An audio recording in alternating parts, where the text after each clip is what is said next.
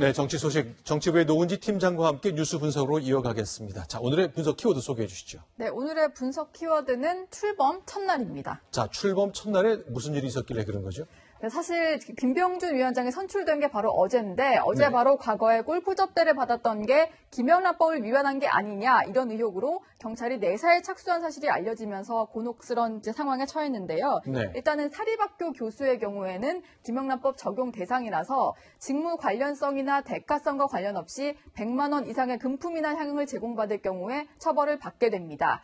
김 위원장이 골프를 쳤던 게 국민대 명예교수로 재직하던 지난해 8월인데요. 네. 그런데 명예교수라는 이 직함이 상당히 중요합니다. 제가 네. 권익위 관계자와 통화를 좀 해봤는데요. 네. 일단은 김영란법상 명예교수는 대상이 아니다. 즉 교직원으로 포함이 되지 않기 때문에 적용 대상이 아니라고 설명을 했습니다. 네. 하지만 이제 대학과의 어떤 고용관계를 따져봐야 된다 이렇게 설명을 했는데요. 네. 이름만 그대로 걸어둔 명예교수인지 아니면 학교에서 여러 가지 역할을 하는 그런 명예교수인지를 좀 따져봐야 된다 이런 설명을 한 겁니다. 자, 그러니까 골프 접대가 있었다. 그런데 만약 그때가 퇴직 전이라면 문제가 분명히 되는데 퇴직 후란 말이죠.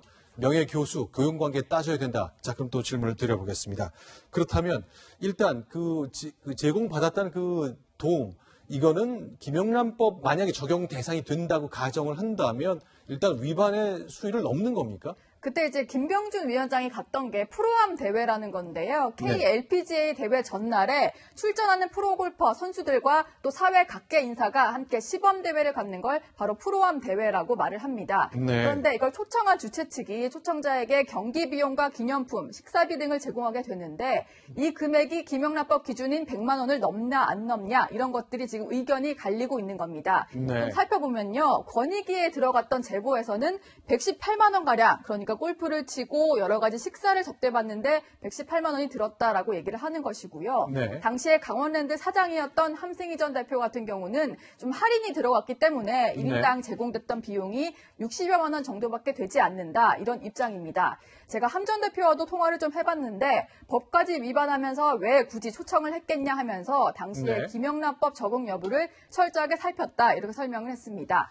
그리고 당사자인 김병준 위원장 같은 경우에도 네. 사회 각층이 초대받아서 간 거니까 접대라 하기엔 좀 곤란하다라고 하면서 비용이 얼마나 들었는지는 모르겠다 이렇게 얘기를 했습니다. 일단 권익위가 강원경찰청에 의뢰를 했고 지금 현재 내사가 진행 중이잖아요.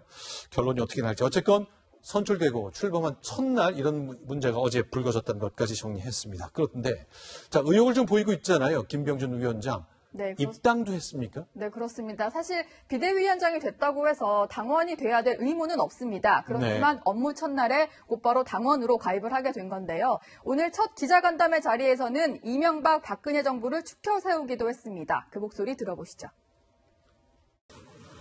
한마디로 평가하기가 굉장히 힘이 들 것 같고요. 우리 역사의 아픔이죠.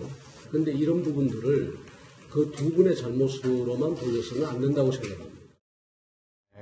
네, 공을 좀 인정해줘야 된다 이런 얘기인데 네. 반면 문재인 정부에 대해서는 이렇게 평가했습니다. 그 목소리도 준비했습니다. 이런 국가주의적인 경향이 곳곳에 들어가 있거든요. 공권화를 이야기하는 이 정부조차도 그런 법이 그냥 통과돼서 그것이 공포가 된단 말이에요.